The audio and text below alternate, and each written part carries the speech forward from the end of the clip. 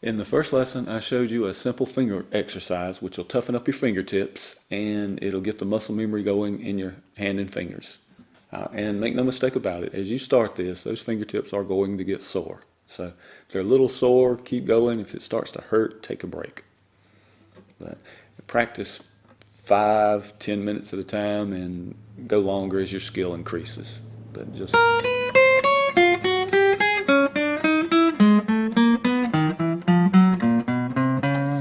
start doing that. Been working on that. Hopefully your fingers are getting used to this.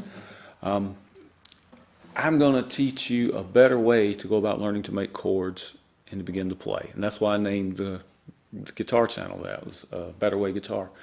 After a conversation with a friend, I began reflecting on everything I've learned and the things that I wasted time learning. Truthfully, there's an awful lot that you'll spend time learning that you really don't need. And if I could have dropped all that and just learned what I'm going to show you and how to go about it, it should cut years off your learning curve. It really should. Most people teach guitar in a traditional manner, and they'll start you with like a G chord, for example. Well, that's one shape to make one chord. Okay. Then they'll show you a D, one shape for one chord. A C, one shape for one chord, and an E minor. And by the time we get to that one, we love it because it only takes 2 fingers on that one. You've now learned 4 shapes to make 4 chords.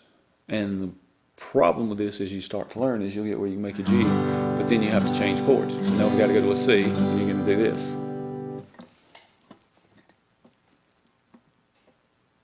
And now we're on a C. The problem is you don't stay there long either. You got to change to another one. Let's go to the D.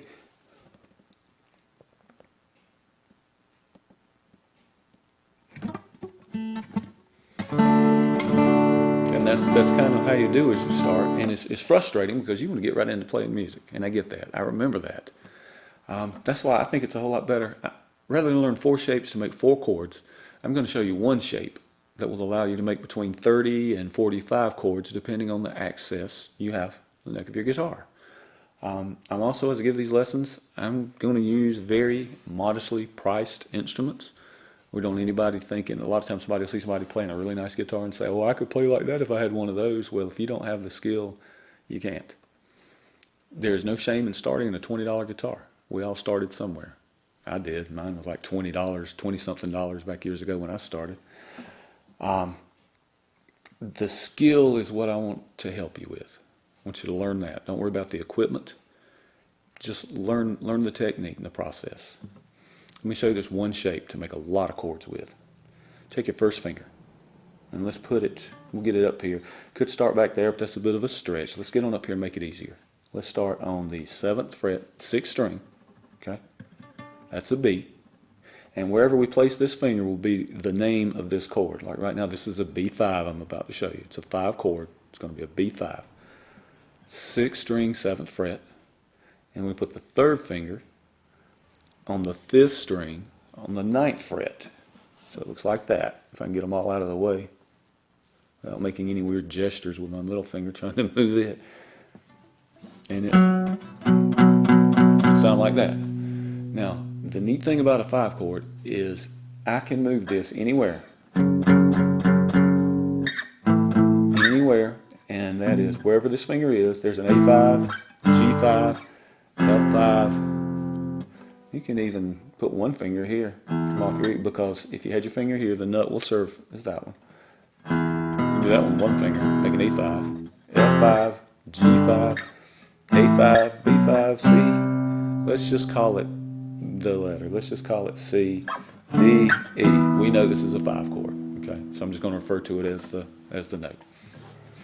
So there's a B5. Now, the neat thing about this chord is this same shape works just fine. Starting with the 6th string, put it on the 5th string, make the same shape, and the 4th string. Now anywhere I put it, that one shape. Now if you can learn this one shape and start moving that around, you'll be able to make your chord changes much quicker.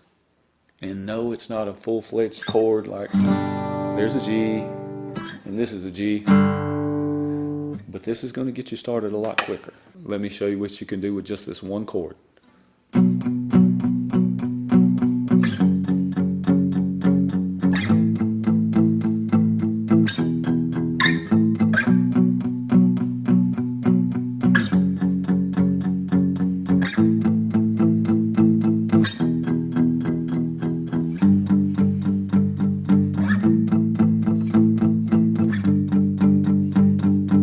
Kind of hard to do this without singing.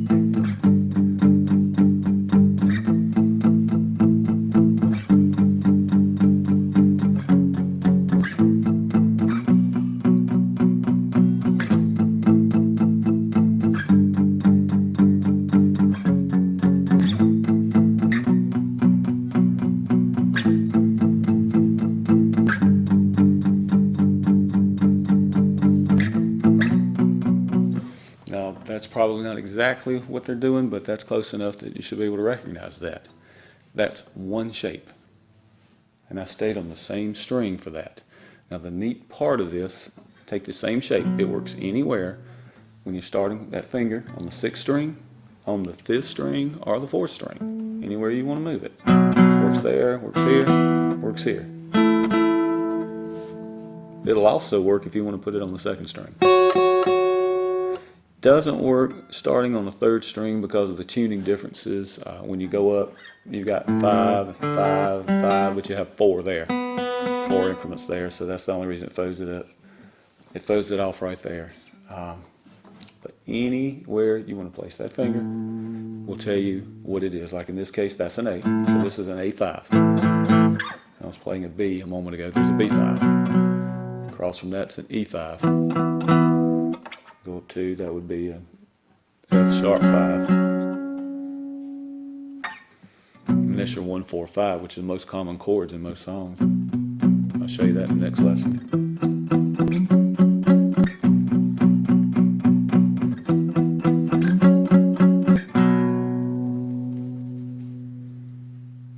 That's one shape to make a lot of chords.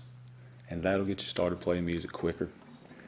Because then you can just move your hand around instead of changing all this shape stuff.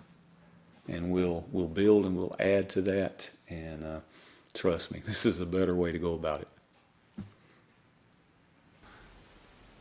Here's an up close of the power chord. Take your first finger and put it on the 6th string of the 7th fret. And take your 3rd finger and put it on the 5th string of the 7th fret. I'm trying to get my other fingers out of the way so you can really see that.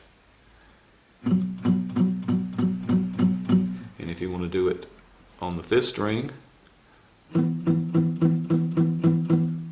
the 4th string. Anywhere you do it, you want to pluck those two strings, and that's movable anywhere you want to put it. On those 3 strings, you can move that anywhere, that same shape.